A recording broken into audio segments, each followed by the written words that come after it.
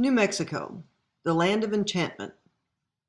It's known for many things, art, history, culture, but it's also known for its chilies. New Mexican chilies are unlike any other chilies in the world.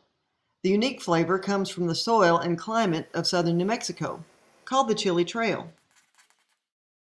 Mexico is unique, to tell you the truth. If you don't understand the people, you don't understand the flavors of their cuisine. And nowhere else you cook chili like in New Mexico. Nowhere else, period. Even Mexico is famous because jalapenos. This is not jalapenos, this is chili. New Mexican cuisine. In New Mexico, when you order chili, they ask you if you want red or green. If you want both, then say Christmas. In this episode, I'll teach you how to prepare New Mexican green chilies for use in any dish.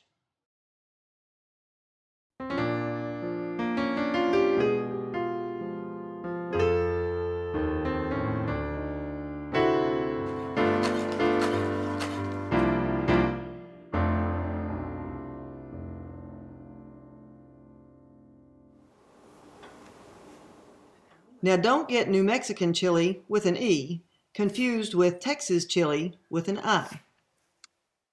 Chili with an E is just basically the chili pepper with some seasonings and some broth. Unlike chili con carne that has a whole concoction of spices and other ingredients in it. If you're lucky enough to live in an area where they roast big batches of chili in these roasters, then you can skip my first step. If not, I'll teach you how to do it at home, in smaller batches of course. If you have a small batch, or if you have the time to do a larger batch, you can do it right on the stovetop. To avoid any chili explosions, poke a small hole in the top of each chili before you start roasting. Turn your burner on high and rotate the chilies until all sides are charred. The goal here is to blister the skin so it's easy to peel off, not to cook the chili. So therefore you don't want to have a low heat that's just going to simmer the skin of the chili. I have this little stovetop chili roaster that'll do 3 or 4 at a time. You can just use the grates on the top of your gas stovetop. They work just as well. You can also blister the skin by putting them on a sheet pan and putting them in the oven under the broiler. Just watch them very closely and turn them often. Another option is to put them on your outdoor grill and char them out there. Whichever way you do it, the goal is still just to get as much of the skin charred on the chili as you can. But be careful, you can go too far and it'll actually burn the flesh too. Once the chilies come off the flame, you need to put them in something and cover them and let them steam. This will help the skin come off easier later. Some people use zip-top bags to steam, but I have found that if the chili's really hot, it actually melts the bag sometimes. So I just put it in a plate or bowl and cover it with foil. To peel them, I think it's easiest to take them to the sink. I run a small trickle of water to rinse off the seeds and the peel off of my fingers. Never put the chili under the water. If you rinse off the chili itself, it'll rinse off some of that good roasty flavor that you've worked so hard to get.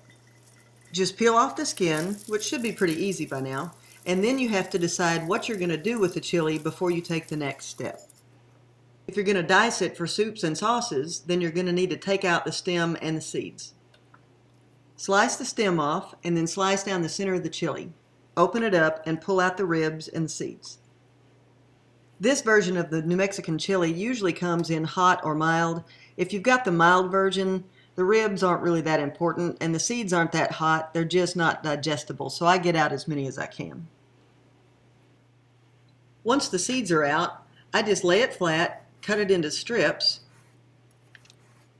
and then turn it and cut those into a dice. If you have several that have been deseeded, just stack them up on top of each other and do them all at once. If you're going to make a chili relleno, which means you're going to stuff it, then you don't want to take out the stem. Just slice down one side of the chili, don't go all the way to the bottom, and then carefully cut out the seeds and the ribs. The seeds mostly live at the top of the chili, connected to the bottom of the stem, so it's pretty easy just to slice down and pull it out. Now you're ready to stuff it with whatever you like. The season to get New Mexican green chili is short, late August and into September. So I usually buy a big batch and either get them roasted or roast them myself because they freeze really well to use the rest of the year. When you're ready for a chili fix, then just thaw them out and use them in whatever recipe you like. The key to the success of cooking New Mexican cuisine, the respect of the traditions. See you next time on Kimberly in the Kitchen.